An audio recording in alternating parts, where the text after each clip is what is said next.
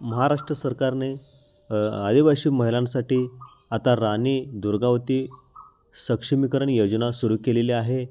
ही योजना आदिवासी महिलांना 100% सरकारी अनुदानावर विविध व्यवसाय आणि स्वयंरोजगारांची संधी उपलब्ध करून देते.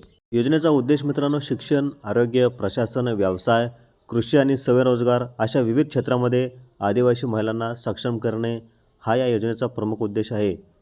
आर्थिक भार न पाहता महिलांना व्यवसाय सुरू करता यावा व भांडवल मिळावे, रोजगार निर्मिती व्हावी आणि आत्मनिर्भरता वाढावी हे यामागील उद्देश आहे.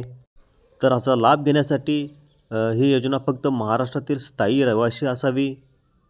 पात्र महिलांना एकल लाभार्थी स्वरूपात 50,000 रुपयापर्यंत आणि सामूहिक योजनांमध्ये म्हणजेच महिला बचत गट 7.5 लाख रुपयापर्यंत निधी मिळतो.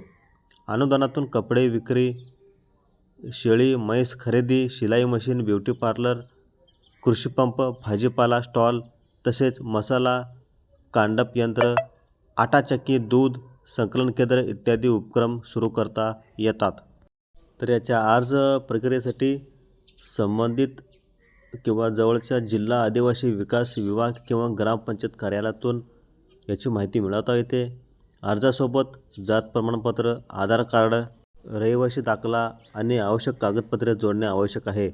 जिल्हास्तरीय समिती पात्रता तपासून मंजुरी देते आणि निधी थेट बँक खात्यात जमा करते. राणी दुर्गावती योजना नवीन सुरू झालेली ही योजना आहे. ही योजना कशी राबवली जाणार आहे याची संपूर्ण माहिती महाराष्ट्र शासनाच्या GR मध्ये उपलब्ध आहे. याचा GR पाहण्यासाठी किंवा डाउनलोड करण्यासाठी डिस्क्रिप्शनमध्ये लिंक आहे. क्लिक करा. चॅनेलला सबस्क्राईबही करायला विसरू नका. धन्यवाद.